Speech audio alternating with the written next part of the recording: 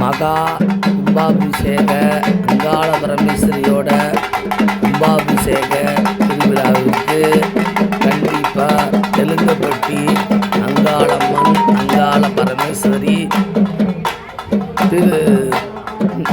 கங்கை நீரை சுமந்து கொண்டு படியேறி அபிஷேக திருவிழாவை நீங்கள் எல்லோரும் பார்த்து கொண்டிருக்கிறீர்கள்.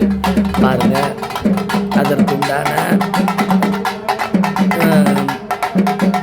ஊர் பெரியவர்கள் எல்லோரும் சுமந்து செல்லும் அந்த புனித நீரை மக்களுக்கு தளித்து அபிஷேக நீராய் அர்ப்பணித்து மக்கள் அனைவரும் தெலுங்குப்பட்டி மக்களும் நல்லா எல்லா மக்களுமே நல்லா இருக்க இன்று அந்த கோயில் திறப்பு விழா அம்மனுக்கு அதாவது அங்காள பரமேஸ்வரிக்கு கண் திறந்து என் மகன் கணேசனும் அடியேறி செல்கிறார்.